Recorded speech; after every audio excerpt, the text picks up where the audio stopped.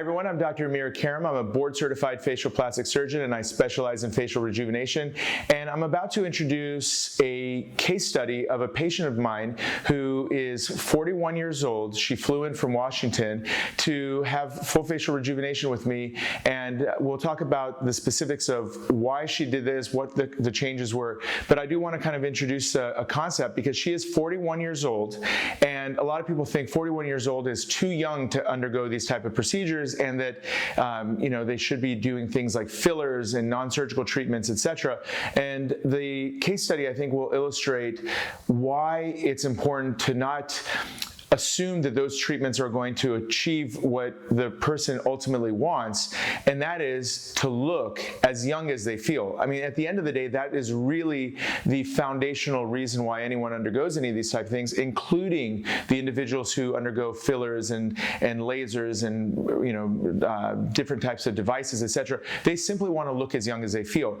And I think we have been under a general misconception that aging really starts much later, and that anyone who's younger is either having premature aging or should be doing those non-surgical treatments. But I think the consensus argument and the observational awareness is that probably a majority of those people who were using fillers at a younger age were using them sort of inappropriately, or they were spinning their wheels. They're not going to be able to achieve. In this case, we'll demonstrate the power of doing the right things for the right conditions. So as we look at Anna's case, you'll see in her before photos, there is an overall laxity of her jawline and her neck and her mid-face, all of which makes her look a little bit more tired and a little bit more aged. And there's an overall deflation of her face, which is resulting from the fat loss around the eyes and different portions of the face. And in her case, what we performed was a vertical restore to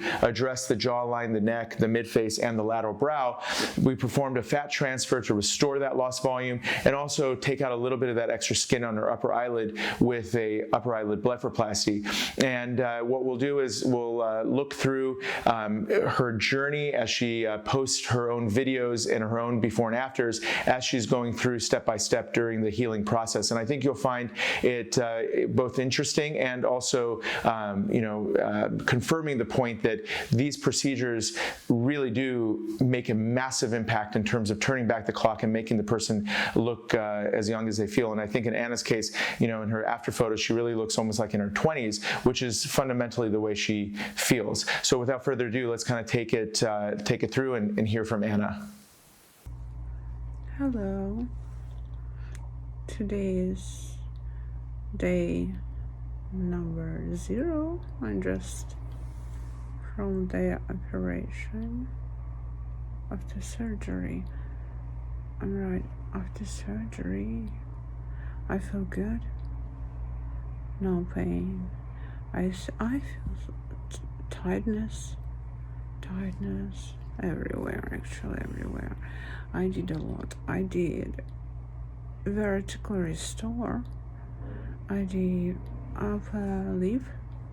I did lift lip.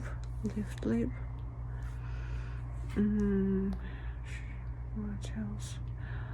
Fat transfer.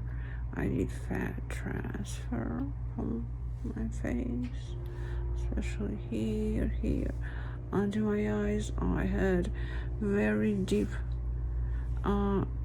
dark circles. I got some fat to my upper lip. My upper lip was very long and thin.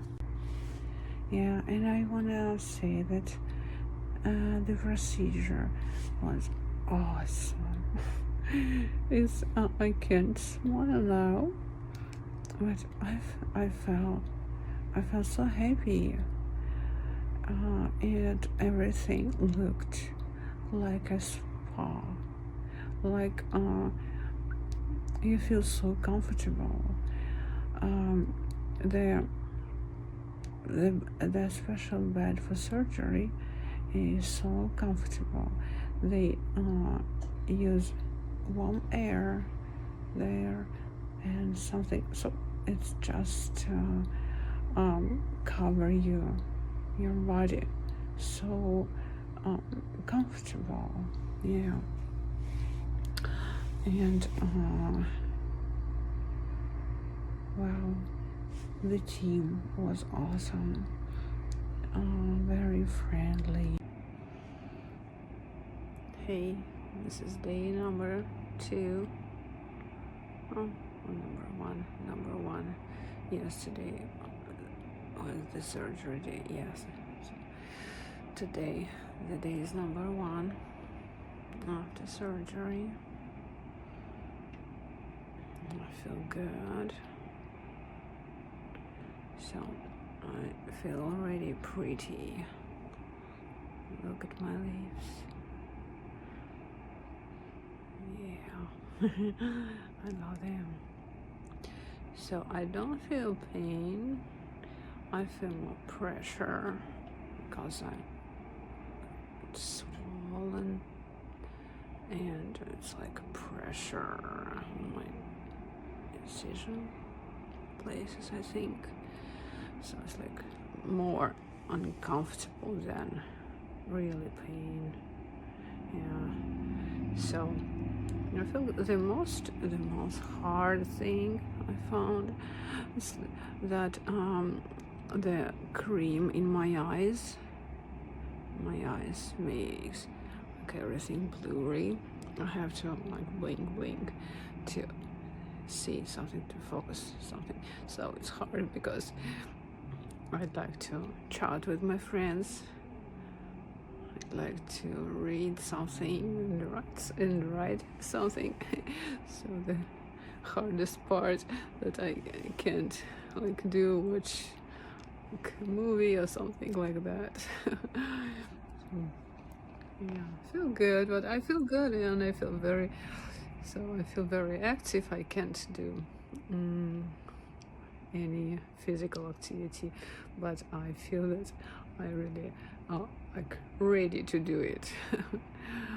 Yeah, so I feel good, I feel active. Yeah, so I feel good. So the day after the surgery,